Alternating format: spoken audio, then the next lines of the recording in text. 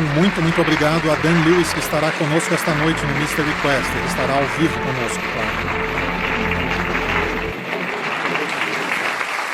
Olá a todos os maravilhosos espíritos curiosos da França. Meu nome é Dan Willis. Tenho a honra de apresentar a palestra que se seguirá. Na primeira parte, abordamos a importância de entender como a evolução do nosso planeta foi desviada pela história oculta das interações extraterrestres. Para que possamos entender melhor como o mundo em que vivemos hoje se tornou o que é. A divulgação da verdade pode nos permitir criar um futuro semelhante ao de Star Trek, que sabemos ser possível. Na segunda parte, tenho o privilégio de compartilhar os últimos conhecimentos científicos sobre este mundo futuro, provenientes diretamente de um cientista pleiadiano que trabalha com a Federação Galáctica dos Mundos, que atualmente realiza operações de terraformação em Marte. Estou honrado em me juntar aos outros palestrantes distintos hoje no Encontro Galáctico 3 na França. Nesta apresentação, vamos falar sobre a história oculta, o plano secreto nazista, a recusa de acesso às informações, a diretiva principal, um programa de transferência científica e a ciência pleiadiana dos cristais. Como expliquei, estive envolvido na indicação com uma organização de segurança ultra-secreta na economia das pessoas navais. Em 1969, recebi um relatório prioritário secreto codificado de um navio na costa do Alasca que relatava um disco de 21 metros de diâmetro emergindo do oceano na costa de Port Worth e disparando para o espaço a uma velocidade fenomenal. Sabendo que se tratava de um relatório secreto autêntico destinado aos chefes das pessoas navais, eu sabia que tudo era real. Duas perguntas me vieram à mente. Por que o governo não divulgou essas informações ao público e por que os extraterrestres não se revelam à população da Terra? Mais tarde, testemunhei em Washington, D.C. sobre a presença extraterrestre. Eu era apenas uma das testemunhas militares ultra-secretas entre 20 anos que testemunharam perante os grandes meios de comunicação do mundo armado em 2001. O que motivou este evento? Primeira parte, uma história oculta. A fuga e infiltração dos nazistas e o desenvolvimento de um programa espacial secreto com a ajuda de uma aliança extraterrestre. Em 1959, o professor Hermann Oberst, pai dos foguetes modernos, e o Dr. Wernher von Braun declararam: "Não podemos nos atribuir sozinhos o mérito de nosso avanço." Recorde, em alguns campos científicos fomos ajudados. E quando lhe perguntaram por quem, ele respondeu: "Pelos habitantes de outros mundos." No início dos anos 30, as SS concluíram uma aliança com uma raça extraterrestre reptiliana chamada Draco do Império Sikaar e receberam uma tecnologia avançada em violação da diretiva principal, bem como instalações de base sob a Antártica para desenvolver um programa espacial secreto. Em 1934, os nazistas conseguiram desenvolver naves antigravitacionais. Graças a essa capacidade, os nazistas pousaram pela primeira vez na Lua em agosto de 1942 para estabelecer uma base. Mais tarde, eles expandiriam sua colonização em nosso sistema solar, em Marte, Ceres e, como meu amigo Tony sabe muito bem, em Ceres. Portanto, para aumentar a população ariana na Antártica, Heinrich Himmler recrutou 10 mil mulheres de raça pura para a colonização da Antártica, ou seja, 4 mulheres por soldado SS. O grande almirante da Marinha Alemã Grandones revelou a criação da base na Antártica ao declarar: "A frota submarina alemã se orgulha de ter construído para o Führer, em outra parte do mundo, um Shangri-La na Terra, uma fortaleza impenetrável." Documentos ultra-secretos encontrados revelam instruções dadas ao capitão do submarino nazista para alcançar a base na Antártica escondida profundamente sob o gelo. Antes do fim da guerra, Himmler, Hitler, 250 mil alemães, os maiores cientistas do Reich e mais de 100 submarinos fugiram para a base na Antártica e para a Argentina para operar no subsolo. De acordo com os arquivos JFK publicados em 2007, Hitler estava vivo em 1955 na América do Sul e, segundo as pesquisas forenses, o duplo de Himmler que tomou a cápsula de cianeto não tinha a cicatriz do duelo de esgrima em sua bochecha esquerda. Ambos fugiram. Após uma longa e horrível guerra, queríamos acreditar que havíamos vencido a guerra contra os nazistas. O secretário de Estado da Marinha, James Forster, enviou o almirante Byrd à Antártica com uma armada naval completa para destruir a base nazista. mas todos os seus aviões foram destruídos por naves antigravitacionais avançadas dos nazistas, equipadas com armas de energia dirigida, e todos puderam prestar juramento de manter o segredo. Em 1952, os nazistas sobrevoaram o Capitólio com suas naves aperfeiçoadas para intimidar a administração Truman e Eisenhower. Segunda parte, o plano secreto dos nazistas. Antes do fim da Segunda Guerra, os documentos renovados revelam que os nazistas tinham um plano chamado Bettenstein-Auskrieg, traduzido do alemão, Guerra Ideológica. Este plano consistia em se infiltrar nos Estados Unidos e criar uma matriz de percepção para disfarçar sua operação no quadro. Para que este plano funcionasse, era necessário infiltrar e controlar os seguintes elementos: educação, história, operações das agências de inteligência, contenção da realidade dos OVNIs extraterrestres e do programa espacial secreto nazista, mídia, entretenimento, ciências e tecnologias, aeroespacial e biomédico.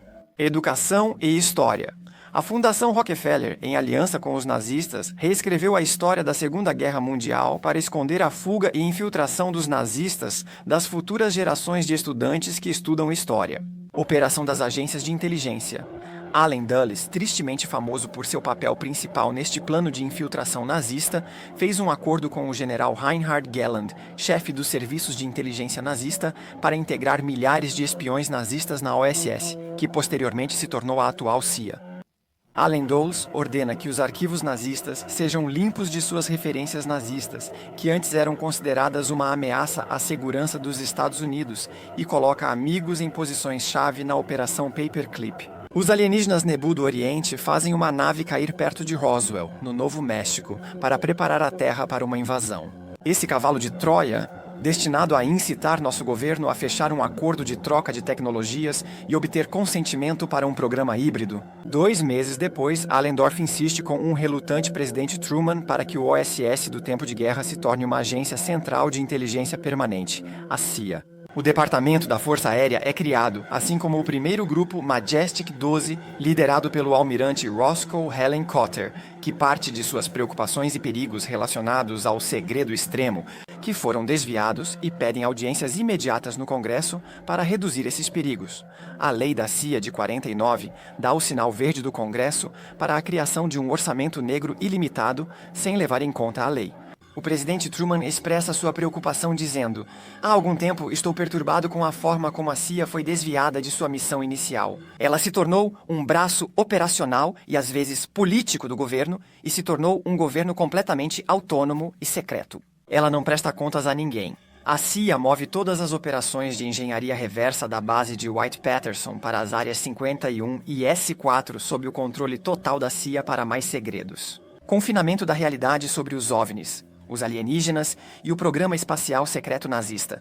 James Forster quer alertar o público sobre essa ameaça nazista na Antártica e é assassinado pelo MG-12, que o joga pela janela do hospital. Um relatório anual do MG-12 revela esse ato dizendo: "A morte prematura do secretário Forster foi considerada necessária e lamentável." O MG-12 faz esforços consideráveis para manter o segredo do programa espacial nazista e a presença extraterrestre.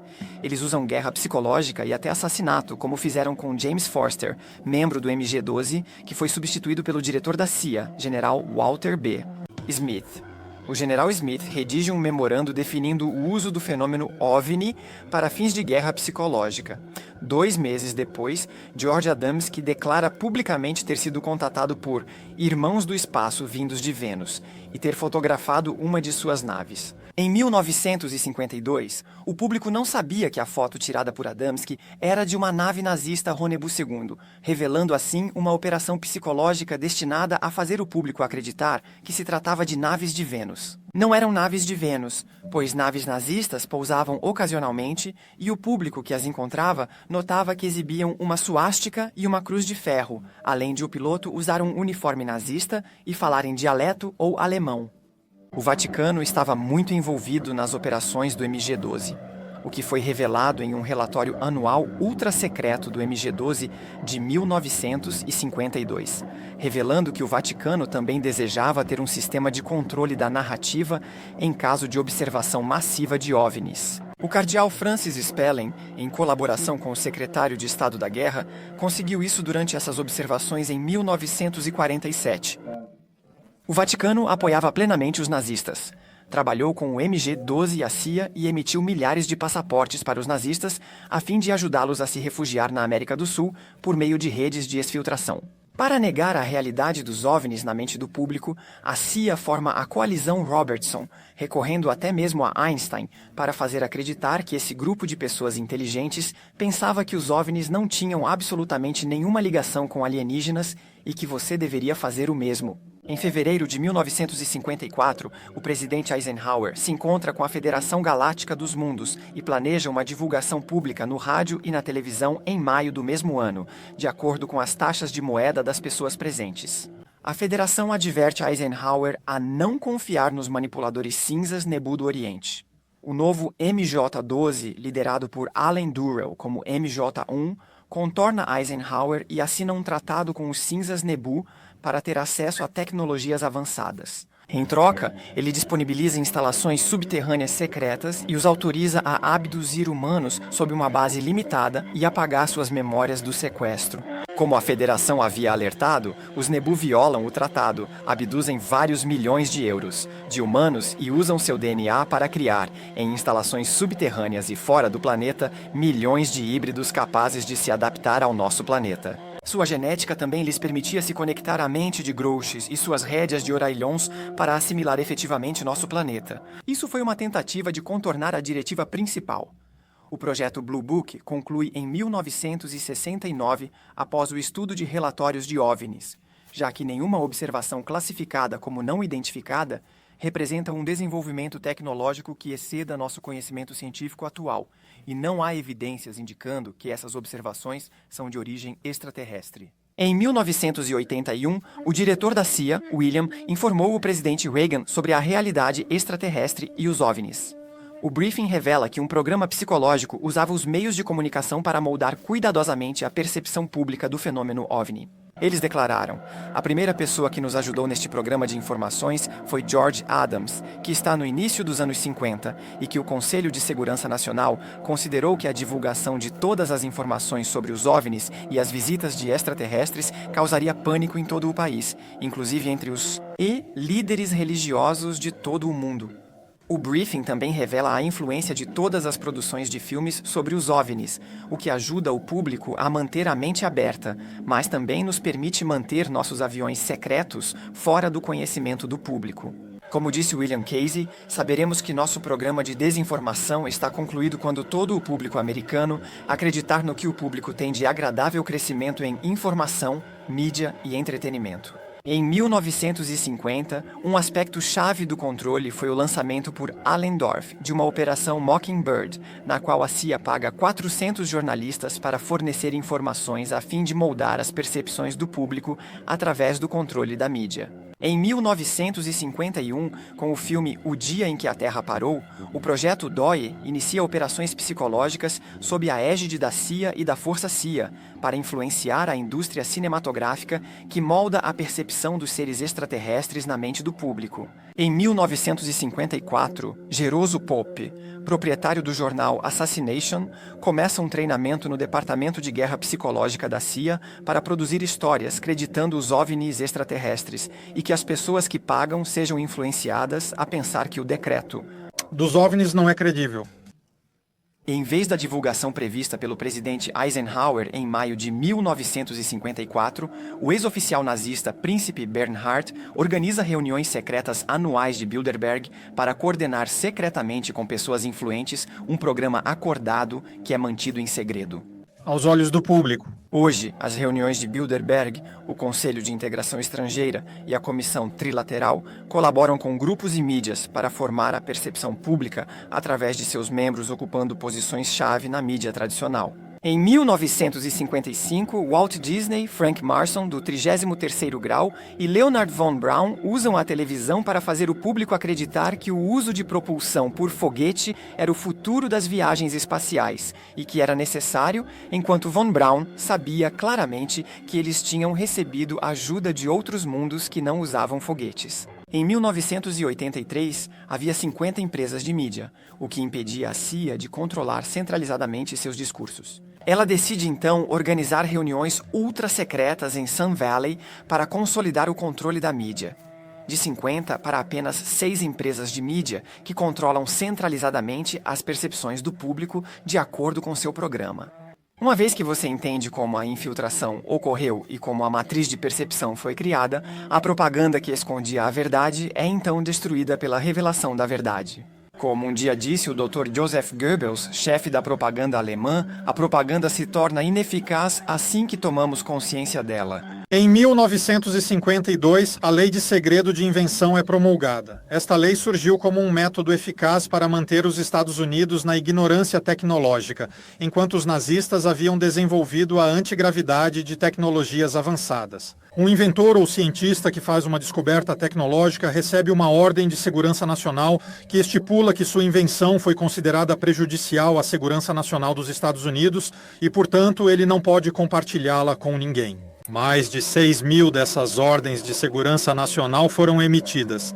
Uma invenção será sinalizada no sistema de alerta de aplicações sensíveis do escritório de patentes se seu objeto apresentar um interesse particular relacionado a dispositivos de antigravidade, energia livre, métodos para prolongar a vida ou prevenir o envelhecimento, tratamentos para melhorar a inteligência. Parece evidente que o objetivo é continuar usando foguetes para ir ao espaço, continuar usando nuclear, petróleo e carvão para produzir energia, limitar nossa expectativa de vida e nos manter na ignorância. Segundo testemunhos de Stephen Greer, alguém que trabalhou na Agência Nacional de Segurança, ele foi informado de informações acionáveis de que tudo ficou muito obscuro porque eles encontraram uma maneira de controlar a gravidade. Desde outubro de 1954, não precisamos mais de foguetes, jatos, motores de combustão interna e estradas de superfície entre as cidades. Em 1956, um artigo sobre motores de gravidade foi publicado na revista Young Man. Posteriormente, não se ouviu mais falar publicamente sobre o controle da gravidade, pois foi silenciado. Nikola Tesla ensinou Otis Carr a criar um veículo antigravidade em 1937. Em 1959, Otis Carr criou e patenteou sua nave espacial operacional. 2 semanas após o voo bem-sucedido, o FBI e outras agências governamentais realizaram uma operação secreta para fechar a empresa de Otis Carr e confiscaram tudo.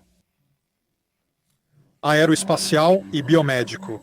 William Tompkins, testemunha da Marinha Americana, declarou que os cientistas nazistas que chegaram pelo Paperclip assumiram o controle das operações aeroespaciais e biomédicas nos Estados Unidos. Finalmente, os cargos mais altos da indústria farmacêutica americana estão hoje sob seu controle.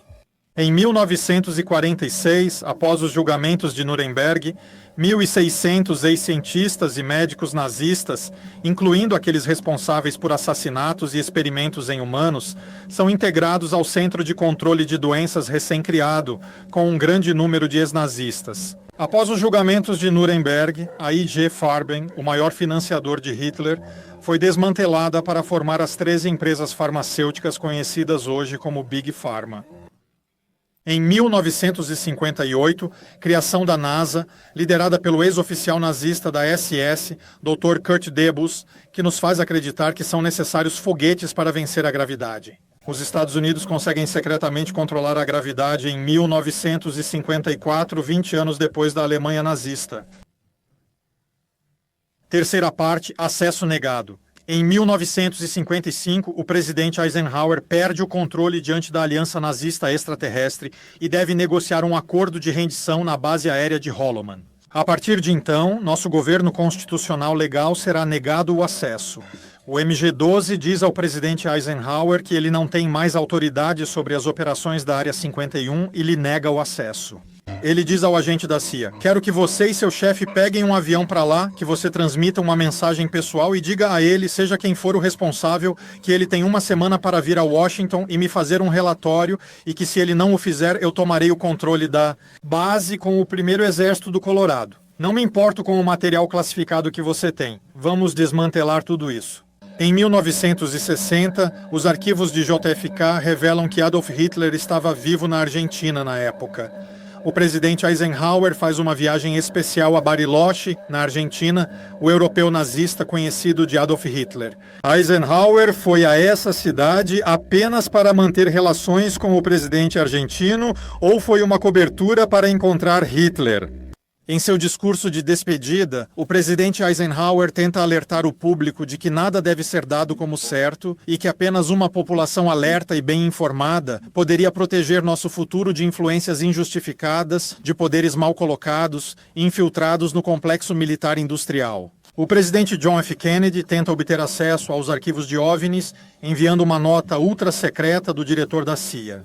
Isso desencadeia uma diretiva MJ-12 de Alan Dulles, e 10 dias depois ele é assassinado.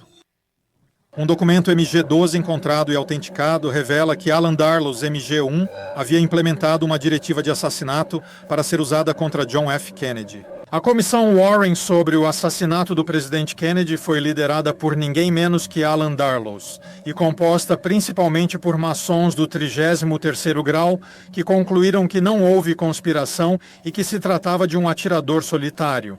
Posteriormente, grande parte do público questionou as conclusões do relatório Warren. Em resposta, a CIA enviou uma mensagem secreta a todos os seus agentes para que rotulassem de conspiracionistas todos aqueles que questionassem a narrativa oficial a fim de desacreditá-los. O presidente Carter teve uma experiência com um OVNI e preencheu um relatório sobre OVNIs. Ele prometeu, durante sua campanha eleitoral, tornar públicos os arquivos sobre os OVNIs. O advogado Daniel Sheehan, testemunhando no National Press Club, declarou que o diretor da CIA, George Bush Sr., havia negado ao presidente Carter o acesso aos arquivos de OVNIs. O presidente Clinton também se interessou pela questão dos OVNIs, mas teve o acesso a esses arquivos negado. A famosa correspondente da Casa Branca, Sarah McClendon, perguntou a ele por que não havia revelado o caso dos OVNIs, ao que o presidente Clinton respondeu: "Sarah, há um governo secreto dentro do governo e eu não o controlo." O presidente Clinton pediu ao seu diretor da CIA, James Willsey, que investigasse a questão, mas o acesso também lhe foi negado. Ele então convocou o Dr. Stephen Greer, diretor do Centro de Estudos de Inteligência Extraterrestre, para uma reunião de 3 horas na qual disse ao Dr. Greer: "Eu sei que é real, estou tentando entender por que diabos não posso ter acesso."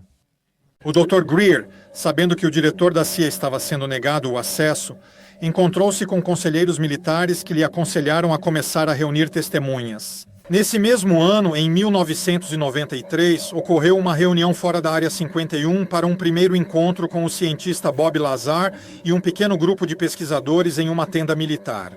Nenhuma gravação desse evento é permitida. Eu estava sentado na primeira fila e achava que era realmente importante documentar abertamente em vídeo essa reunião de 2 horas com esse grupo de pesquisadores que lhe fazia muitas perguntas. Nas décadas que se seguiram, o testemunho de Bob Lazar permaneceu 100% consistente com sua credibilidade, a base da Área 51.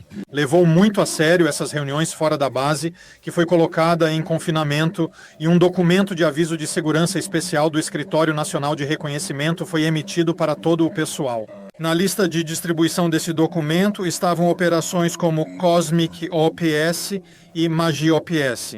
Trata-se de programas de acesso especial não reconhecidos, como as operações de engenharia reversa da nave extraterrestre na qual Bob Lazar trabalhava. Dr. Greer, de alguma forma, obtém esse documento do NRO, mostrando seus programas de acesso especial não reconhecidos, e o leva a uma reunião no Pentágono com o chefe de inteligência do Estado-Maior Conjunto, o vice-almirante Thomas Wilson. O almirante Wilson tenta examinar seus programas de acesso especial não reconhecidos, mas o acesso lhe é negado e ele é ameaçado para abandonar imediatamente o caso, sob pena de aposentadoria antecipada e perda de patente. O almirante, em sua qualidade de alto responsável constitucional, fica furioso, como você pode imaginar, e diz aos doutores que se ele puder trazer as testemunhas que reuniu desde 1993 e que estão prontas para testemunhar sob juramento, ele tem autorização para expor suas operações ilegais para a grande mídia mundial. Em 2001, o Dr. Greer corajosamente faz comparecer 21 testemunhas perante o National Press Club de Washington, D.C., apesar das ameaças de morte que pesavam sobre ele. Cada testemunha declara perante as 22 câmeras das grandes mídias mundiais que está pronta para testemunhar sob juramento perante o Congresso. O Dr. Greer havia acumulado desde 1993 mais de 500 testemunhas militares e dos serviços de inteligência para apoiar essas 21 testemunhas. Uma parte foi revelada em 9 de maio de 2000. Nosso governo constitucional legal é negado o acesso, incluindo os presidentes, os diretores da CIA, os chefes dos serviços de inteligência. Não há controle legal sobre esses programas de acesso especial inescrupulosos não reconhecidos, que arrecadam bilhões de dólares e que temos dentro desses programas de acesso especial os cientistas que podem provar diante de uma audiência pública, concretamente, que temos tecnologias de energia de ponto zero, que poderiam acabar com a crise energética e ambiental e que não precisamos mais de nuclear, de petróleo, de carvão há décadas. Para ir à Lua, uma base no lado oculto foi observada visualmente em uma instalação da ANSA. Eles também viram naves extraterrestres na Lua e foram obrigados a manter segredo sobre o que aconteceu quando pousaram em 1969. William Tompkins observou a transmissão não censurada ao vivo da Lua que mostrava as enormes naves espaciais reptilianas alinhadas do outro lado da borda da cratera que nos avisaram para não mais. Ir para a Lua. Embora a NASA tenha censurado a transmissão de Neil Armstrong, alguns radioamadores na Terra conseguiram ouvir a transmissão não censurada, contornando a NASA e apontando suas antenas altamente direcionais para a Lua. Eles então ouviram a NASA dizer: "Quem é ele?" Aqui é o centro de controle da missão Apollo 11, Annie Armstrong respondendo. Esses bebês são enormes, senhor. Eles são enormes, oh meu Deus, você não vai acreditar. Estou dizendo que há outras naves espaciais alinhadas do outro lado da borda da cratera. Eles estão na Lua e nos observam. Eu conheço pessoalmente um radioamador que ouviu essa transmissão. Uma funcionária da NASA há 20 anos testemunhou que a NASA apagava as imagens que se tornavam fotos antes de torná-las públicas.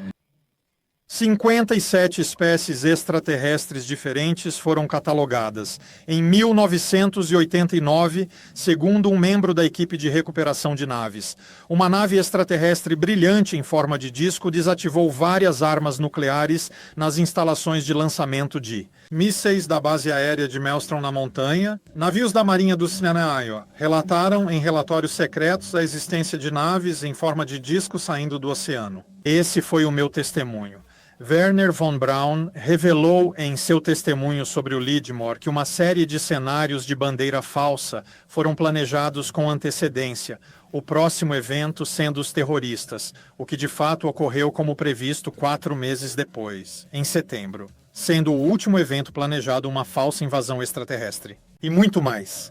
Réplicas de veículos extraterrestres construídas nos anos 50 e capazes de ir mais rápido que a velocidade da luz foram observadas em 88 na base aérea de Norton. E muito mais. Esse foi um dos maiores eventos da história do National Press Club. O local estava lotado de jornalistas com 22 câmeras dos grandes meios de comunicação no último ano.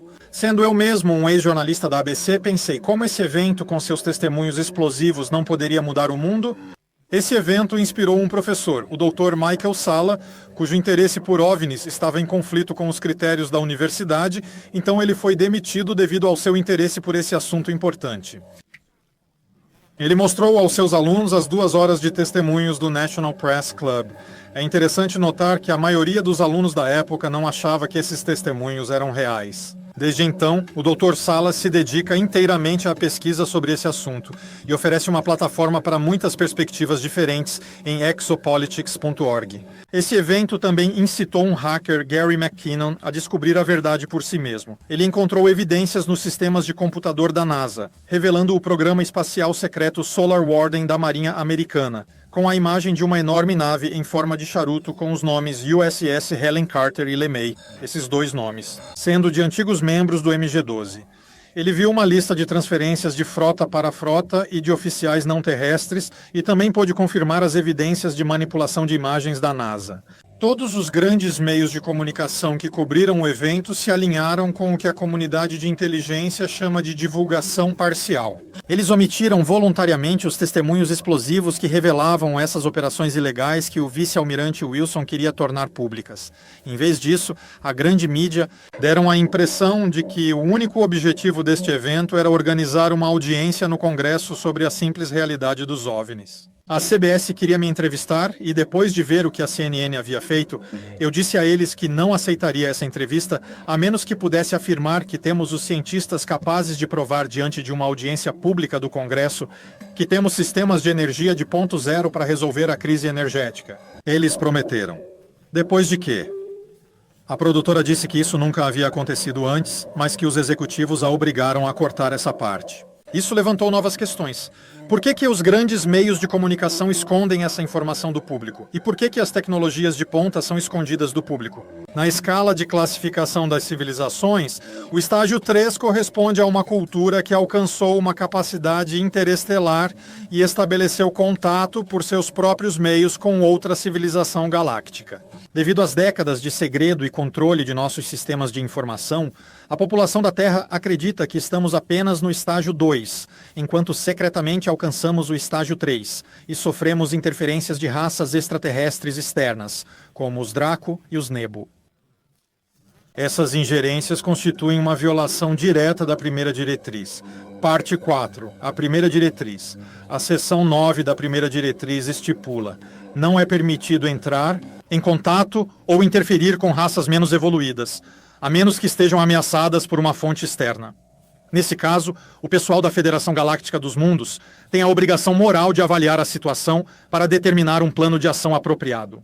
O livre-arbítrio de uma cultura planetária de estágio 1 ou 2 funciona de acordo com a grande lei universal da evolução, quando não é constrangido ou influenciado por uma fonte externa trabalhando para seu próprio benefício em detrimento da referida cultura menos evoluída. A manipulação do livre-arbítrio de uma cultura menos evoluída é anulada à luz da grande lei universal da evolução.